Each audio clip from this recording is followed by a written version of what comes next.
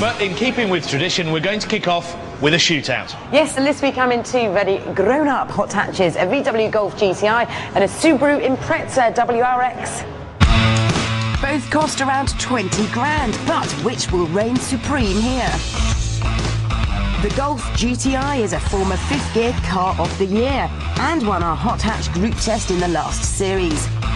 It uses a turbocharged 2-litre engine packing 197 bhp, and we love its combination of refinement and sportiness.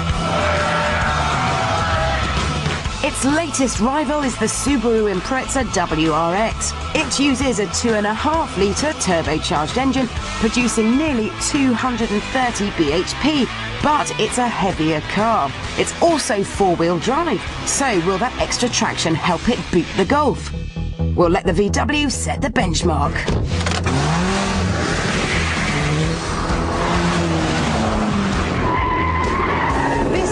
GTI comes with a 6-speed manual gearbox, which needs 7.2 seconds to reach 62 miles an hour. This will romp on to 146 miles an hour thanks to a silky smooth 4-cylinder engine. It really does punch its way out of corners and up to about 6,500 RPM before you need to grab another gear. There's a seemingly never-ending amount of grunt. It just wants the next corner, quicker, quicker, quicker. The brakes are as strong and as alert as you need them, and the ABS is buried at the bottom of the pedal travel so it doesn't distract you as you shed speed on the track. Right, let's set a lap time. Start the clock.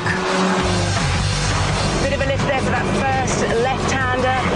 Third gear, snatching into fourth, 90 miles an hour already. Coming up to the top end, the fastest bit of the track, 110 miles an hour in fourth, no need to change, 112, hard onto the brakes, left hand into a right hand, definitely using a fair bit of arm muscle here, unwinding the lock as soon as I can. And it crosses the line in 1 minute 28.1. Time for the Scooby.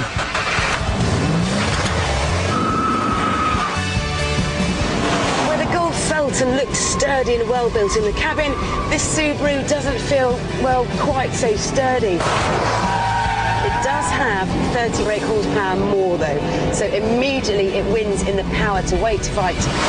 The 5-speed manual gearbox is a great one, and it helps blitz a path to 62 miles an hour in 6.1 seconds and on to hang around at about 130. And thanks to that all-wheel drive system, you can get the power down sooner in the corner than you can in the front-wheel drive Golf. You won't want a lap to end because the handling can be so great.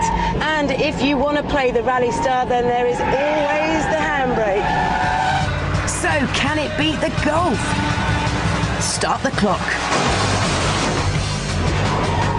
So round the first left-hander, tires squealing as you'd expect. Hard onto the brakes, down to second gear, turn in. Put the power down sooner than in the Golf and let the all-wheel drive system take me away and out of the corner. At the first checkpoint, the Golf is 1 second ahead. Okay, the fastest bit of the circuit, 120 miles an hour, hard on the brakes, down to second. By the second checkpoint, the Golf's lead is extended to 1.3 seconds. Third gear for this corner, 50 miles an hour, 55, 60. The Subaru crosses the line in 1 minute 30.4, nearly 2 seconds slower than the Golf. That's actually a bit of a shocker.